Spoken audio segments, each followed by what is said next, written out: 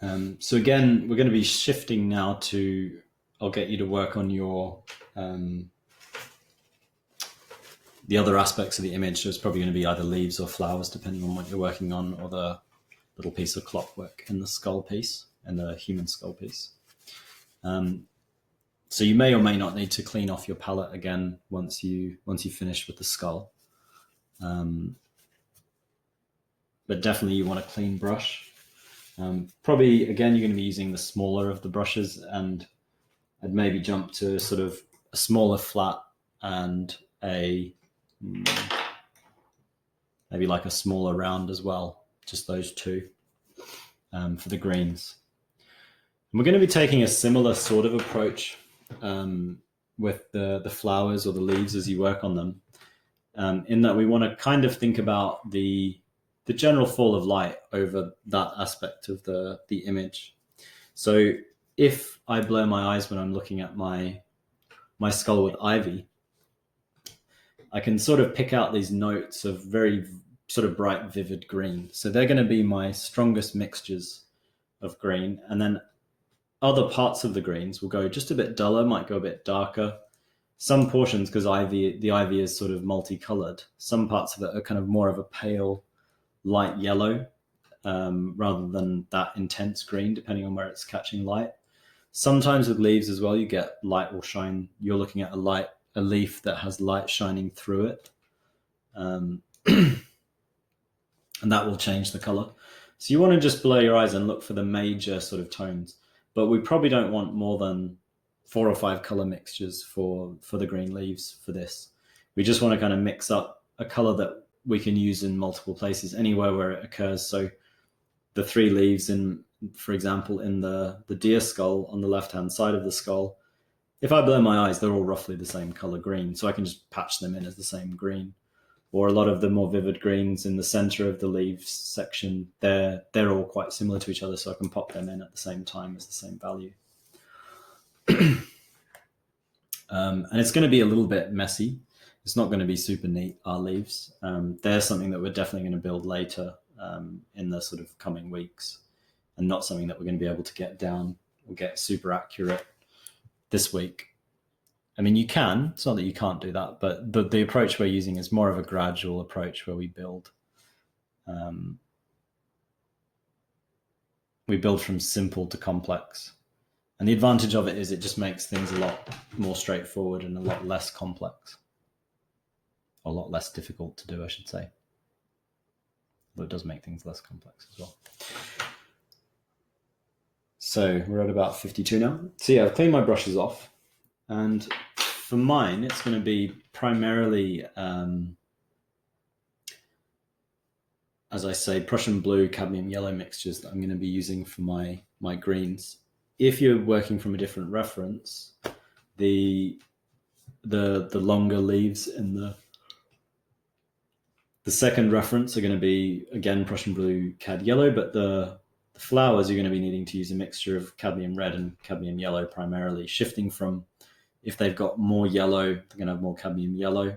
If they're more of the orangey tips of the flowers, it's going to be more cadmium red. So that's the sort of the spectrum that you'll be working with. You'll want some parts of it will just be sort of pure cad yellow with a little bit of white just to lighten it off, because you're going to be looking for value change as well. And the final one is going to be more sort of Prussian blue, cad red to make that sort of mauvey purpley color. You might not necessarily be able to quite exactly nail the tones, see how you go. But you might have to do a little bit of a warm shift towards more of a warm cadmium red rather than a pure purple. You'll be able to get close though, and you can make it a bit paler generally because they're dead flowers anyway. And then the little cog is going to be primarily cadmium yellow, possibly even yellow ochre, mix a little bit of white, cadmium yellow or yellow ochre, or a mixture of the two. So those are your general color mixtures that you might be using if you're working from the other paintings. But if you're working from the skull with ivy, it's going to be primarily greens that you're mixing. So I want to start. It's generally a good idea to start with the brightest, highest chroma mixture, because as you start mixing other colors in, things tend to lose their luster a bit. So I'm going to take a little bit of cad yellow and a bit of Prussian blue and just mix that on my palette. Depending on whether I go for more Prussian blue or more cad yellow, it's going to shift between more of a yellow green or a blue green. And for the brightest colors on here, I want to go more for a little bit of a yellow, slightly yellower green, which is also going to lift the value a bit because the cad yellow is a brighter value. And then I'm just going to place that color where the leaves that I know the shape of, where I'm confident that it definitely is.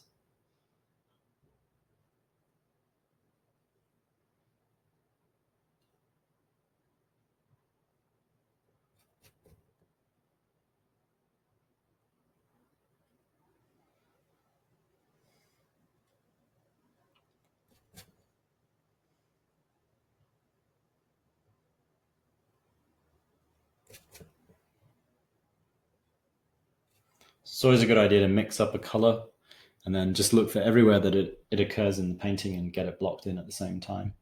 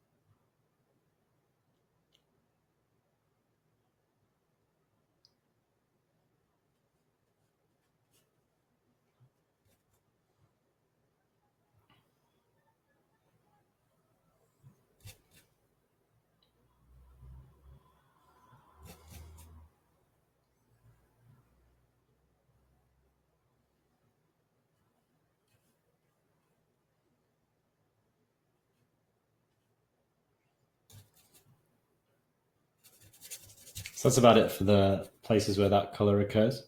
But there are some slight shifts where we've got these really pale greens, which are lighter. So what I've done is I've just added a little bit of white into that mixture that I have to up here paint the paler greens in. So you're always trying to make the most logical steps from color mixture to color mixture, just to keep things simpler for yourself. You don't want to constantly have to kind of be remixing colors over and over again. So as much as possible, try to kind of plan out your mixtures, which is obviously easier said than done, but it's what your kind of goal should be when you're painting. The more that you work with a particular palette as well, the more you'll have kind of color mixtures in your mind that you could work from.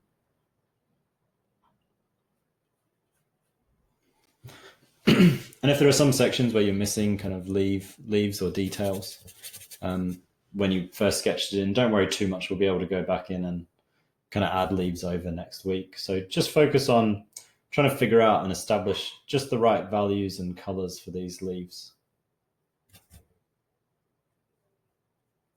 so that when you blow your eyes, even if the details aren't all in exactly the right place, it captures the sort of gist or the gesture of the scene.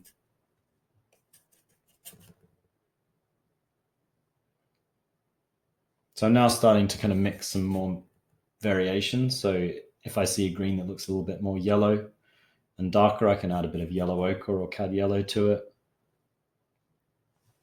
I'm staying away from the darker greens still for the time being, so I'm just focusing in on lighter greens.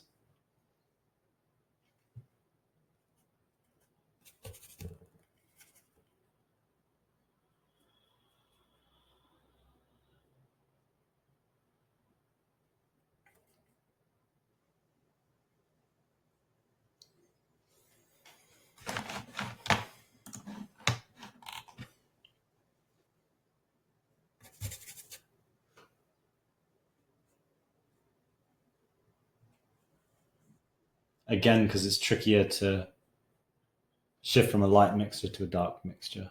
So it's good as much as possible, just try to get all your light your light mixtures in place when you can.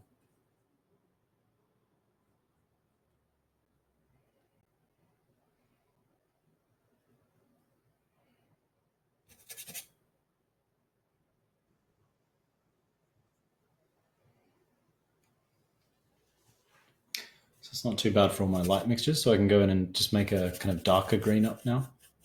So the darker green, I'm not going to just mix out of cad yellow and Prussian blue. I'm going to use a little bit of burnt umber. Burnt umber and Prussian blue actually can make for pretty decent dark green. I use it a lot for landscape mixtures as well.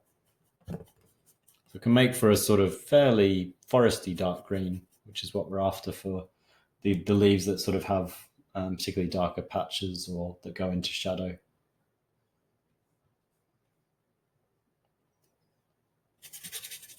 And you can blend it into your lighter mixtures to get the midtones. So that's sort of your gradient of greens. If you're working with the pinks and oranges or the purples, you'll have to kind of come up with other variations on that mixture. As I say, generally, it's just going to be a bit of a fluctuation between cad red and cad yellow if you're working on those oranges in the picture with the girl, which is should be reasonably simple.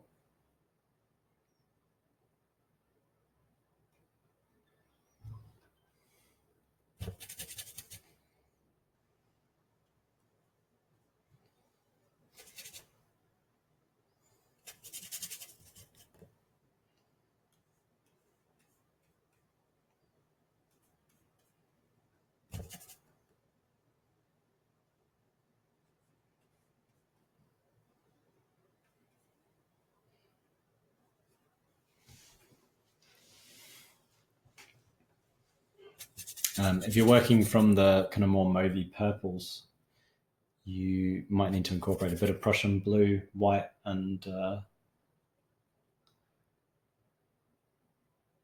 cad red, I think should probably do it. You can experiment a bit with that.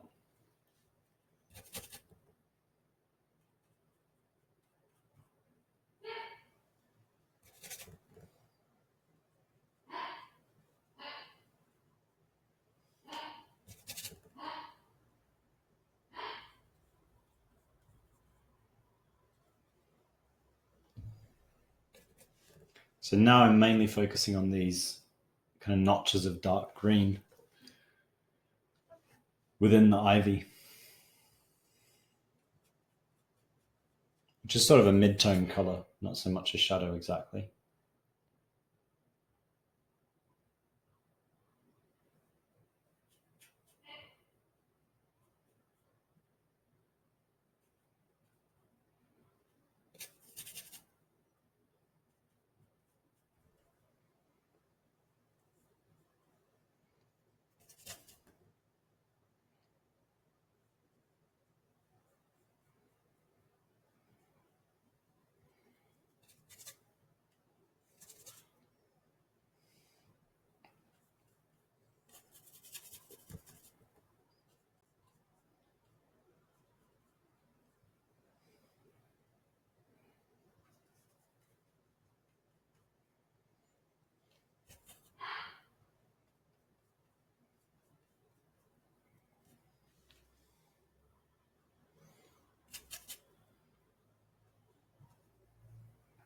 You can see it's reasonably patchy how I'm applying it. So we're going to be kind of tying everything together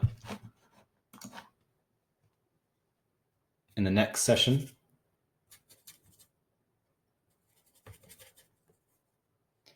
So you don't have to worry too much about it all being super neat and perfect. As I say, it can actually, some of the stuff you do in this session that's kind of loose can remain, and it gives a certain sort of freshness to the piece, which can be nice. So the more you can sort of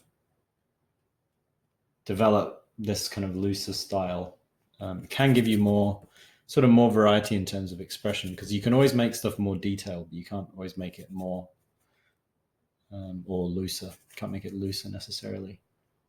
You sort of can. You can repaint stuff looser, but it's never quite the same as when you first get it in. So it's a good sort of target.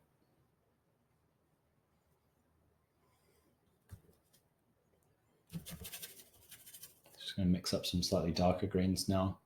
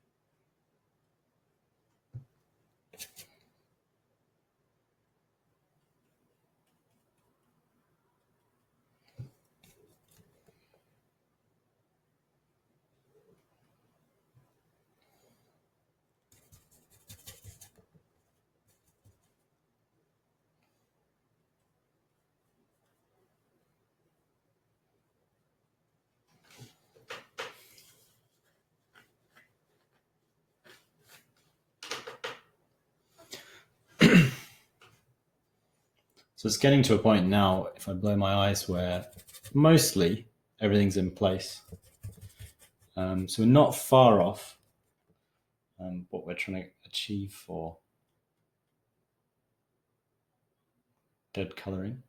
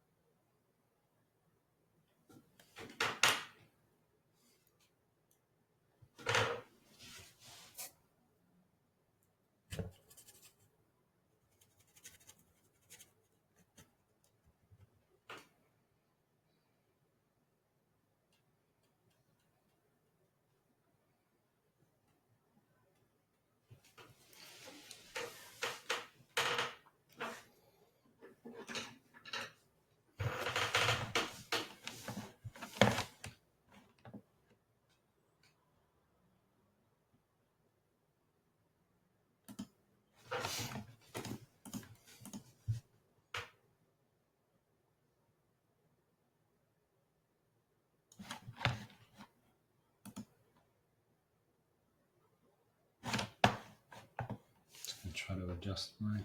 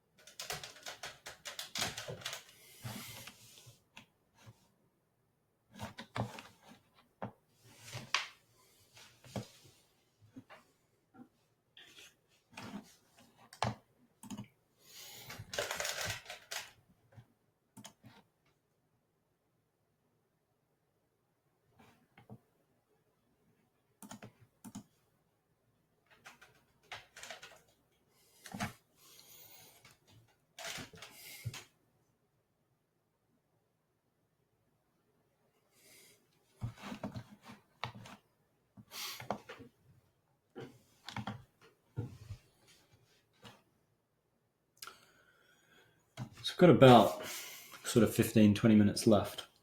I'm going to give you guys a few more minutes to keep working on this dead colouring. I'm going to check in with my full tuition student as well. And then there's just a few little things the last kind of 10 minutes that we can work on, just some sort of re-emphasis of certain aspects. So when you're done with your roughly dead colouring and placing your leaves, and as I say, about to this level is sufficient. So if I zoom in a bit to my setup, you'll see how loose it is.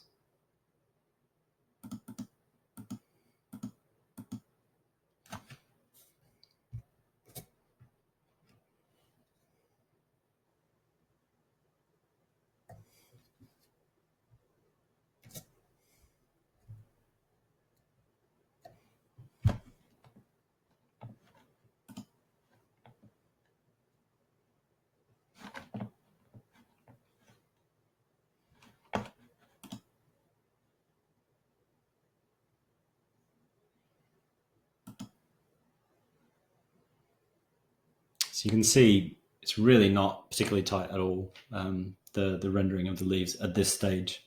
So what I'm going for more is, because it's about the color more than anything, color and value.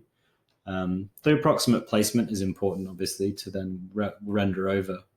But primarily what I'm concerned with is making sure that the colors work together, they work relative to the reference.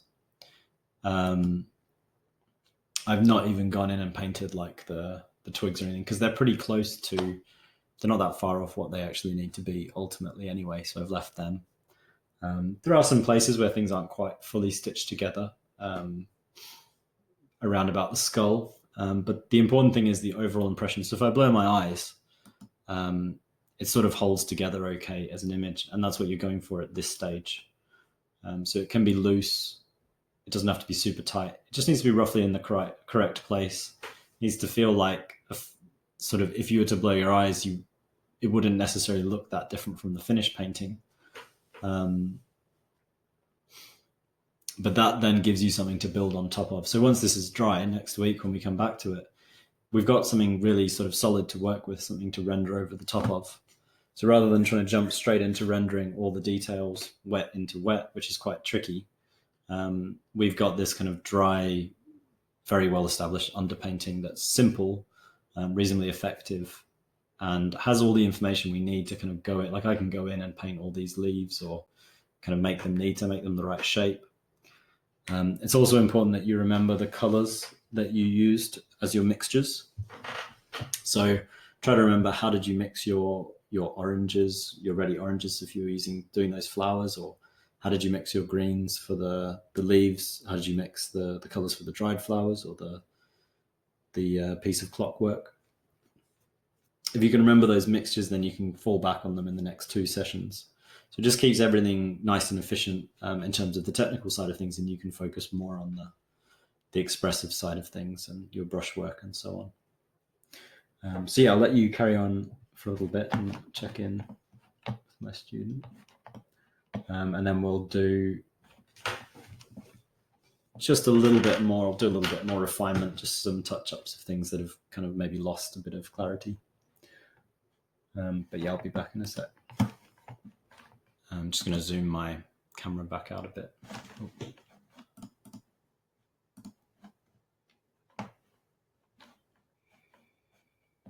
Just going to zoom my camera back out a bit so you guys can see again.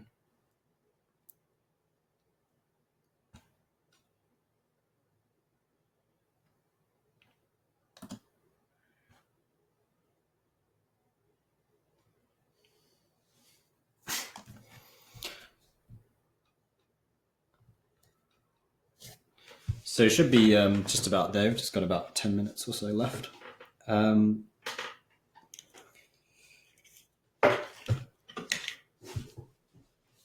What I want you to do now is, or when you're ready, if you're working on something, you can wait till you've done that. Just have a little bit of a break from painting and just do a little bit of observation. This is something that's always quite good to do. I've not actually mentioned it throughout the rest of the session, but it's a useful thing to do when you're painting. Just to sort of stop and observe and see how things are going. But we've got just a few moments where you could sort of make any corrections to anything that seems particularly sort of not quite right or out of place.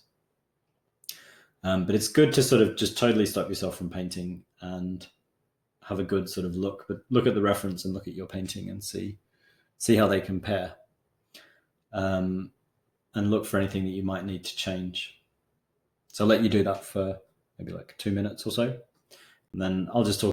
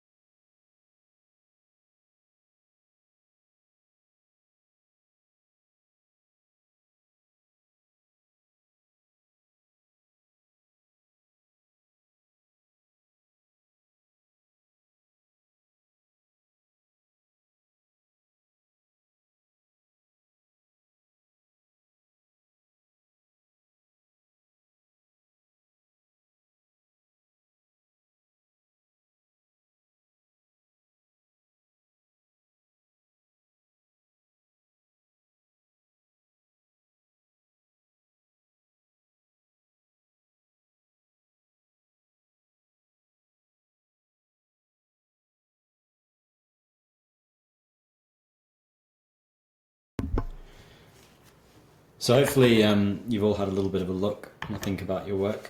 The primary thing I noticed with mine, which I think might be useful for everybody, is just to go back in and anywhere we've got sort of darker accents, or things have maybe been a little bit lost, or you've smudged things slightly, just go back in and rework some of those just using your pure black. It'll be a sort of helpful change to make, and it's also quite a simple thing to do at this stage of the painting. I probably wouldn't recommend just sort of a few minutes out from finishing to do anything too drastic, unless there's something really obvious that's quite an easy fix that you spotted.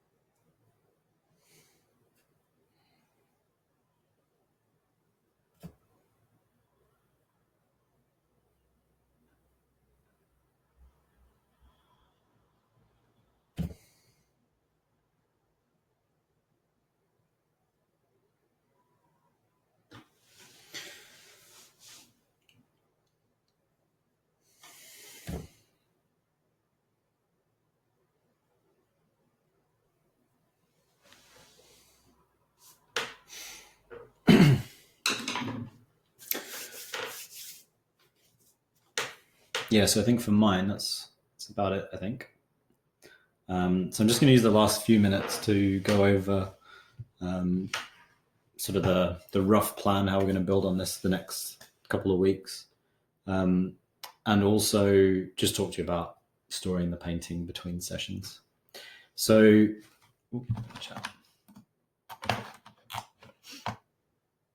oh, thanks, Kaz. Glad you enjoyed it. Yeah, so for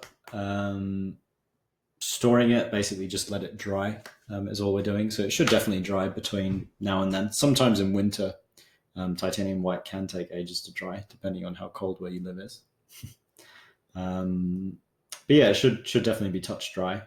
You'll probably find that as it dries, the colors dull slightly, so that's called sinking in. And that happened because we just use odorless mineral spirits as our medium, so there's not actually that much oil built into the painting yet. But what we'll be doing at the beginning of next session is oiling in. So we remove the got a mental blank now. Yeah, we stop it from being sunken in by it's called oiling in. So you just sort of do a thin layer of our new medium, which will have a bit of a mixture, as I said, of linseed oil to mineral spirits. And that will just resaturate all of our darks before we start painting. I'll talk about this more next week, but it is important that you do that because when you varnish it, everything will go back to the original sort of color that you painted it in. But when things dry and they sink in and they go lighter, if you match that sunken in color, when you varnish it, they'll actually be different. So we have to make sure we oil in, but I'll go over that next week as well. But yeah, otherwise just kind of keep it somewhere safe for it to dry. You can pack up all your paints. If you like, you can keep working if you're not too tired. I imagine most of you are reasonably tired for that 4-hour session. It's a fairly long session to do. But yeah, just let it dry, and then from this point, that's where we're going to take it forward next week.